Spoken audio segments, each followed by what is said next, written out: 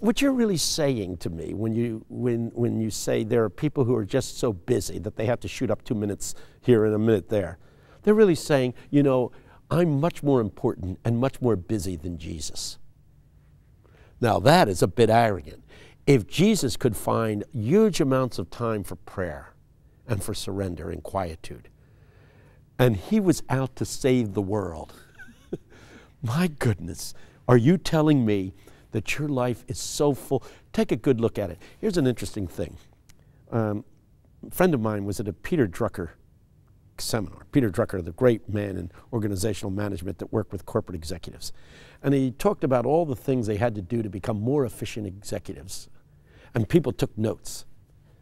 The last day of the seminar, he said to them, okay, make a list of all the things you're going to do because of this seminar. And they all wrote down all the things that they were going to add, all the things that they were going to do. And he said, okay, now, I want you to take another piece of paper and make a list of all the things you're going to stop doing.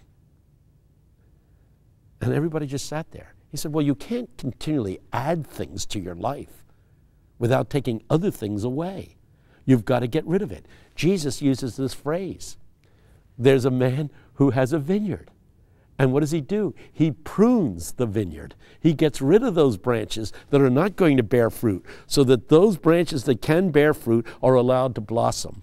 We've got to do some pruning in our lives if we're going to have a prayer life that makes any sense at all. We've got to get rid of some stuff. And that's part of what we have to do. We have to sit down and take stock of how we spend our time. And we find that we waste huge amounts of it on inanities.